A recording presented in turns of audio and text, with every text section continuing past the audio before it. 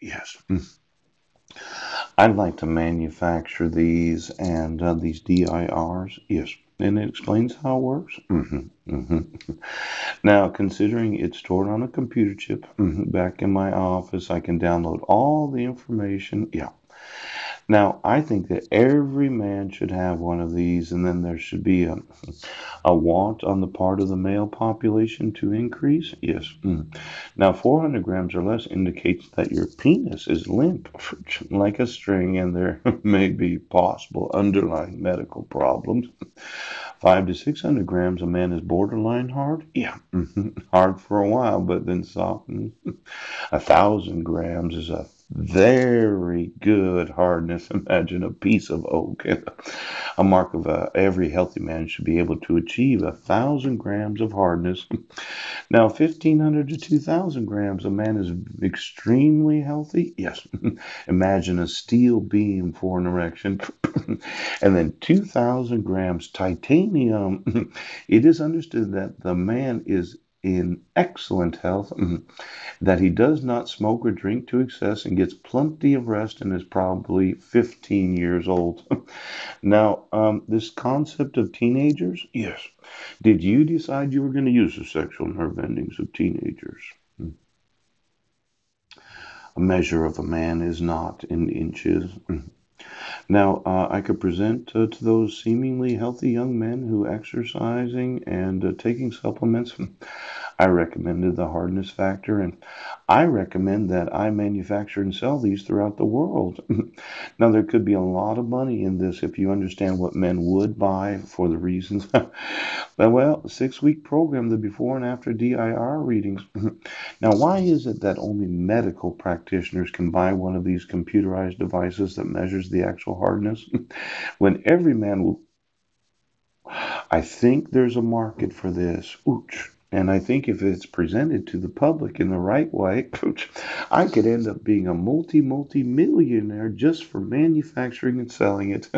And then I know you probably thought the same thing. You go home, your dog decided, as a man, I think that every man should own one of these. And every week they should find out exactly what their hardness reading is. And they should attempt to get it up to that 2,000. Yes, they should. Now, beginning the hardness factor program. I've been wanting to do this for quite a long time, but it seems that nobody really realizes. I think I can make millions just on selling this in big box stores. Now, I'm going to want the laws enforced. And then I'm going to want to purchase a right to the patented information. Yes. And then I'm going to want to manufacture and sell this. Now, I had some Chinese persons that I wanted to work with over there in China. Yeah. 1 million of them to start with. Now, for every man that wonders, okay, what is my hooch? Hooch. Now, I've used the DIR and tested the hardness of hundreds of men ranging in age from 18 to 75. I can now quantify hardness just as easy as I could a blood test. Yes. Scientific evidence based way to measure the reality and success of the hardness factor. Now, let's say you're sitting there. You're asking yourself, what am I doing today? Wouldn't it be nice to be able to purchase your own BIR? And then you could, would you? Well, I'm wanting to make some money today. I'll tell you that right now. Now, you're obstructing me from doing business. And since I did read this book years ago, yes, it's me that wants to manufacture and sell them everywhere in the world. And, well, I don't know why a man wouldn't want to know. Now, I'm going to want my 5 sons. Do you understand? I might not make billions with this little device, but I think I'll make millions. Yes. And since I found it in the hardness factor, yes, I'm thinking Dr. Lamb would sure like to have some royalties on the sales of that.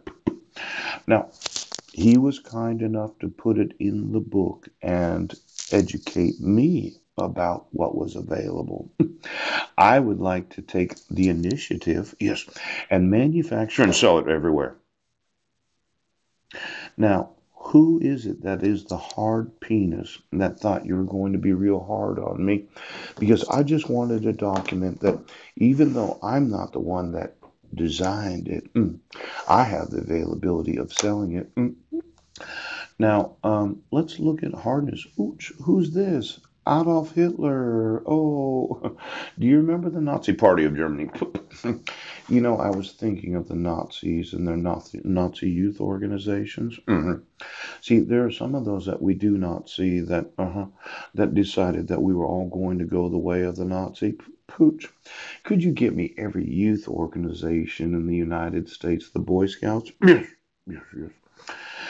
Now, I wanted to start the puberty scouts for both boys and girls, and then there's the FAA.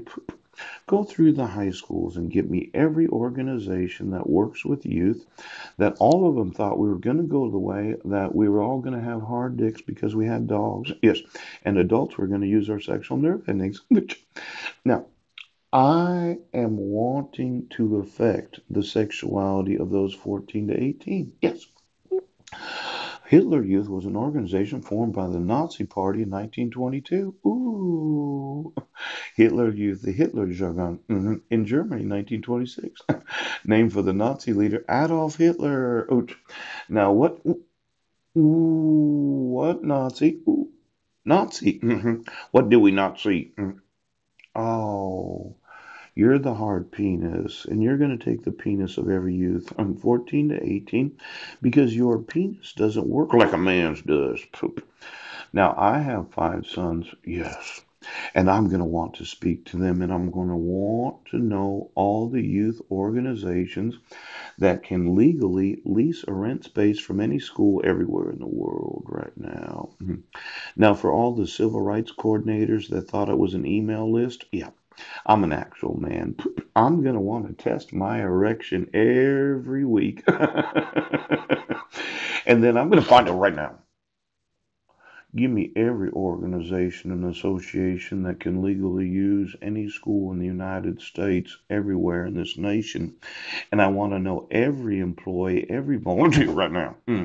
Because this Nazi bullshit about the dogs having the way, pooch, I'm telling you right now, I'm going to sell a lot of the because I got to tell you.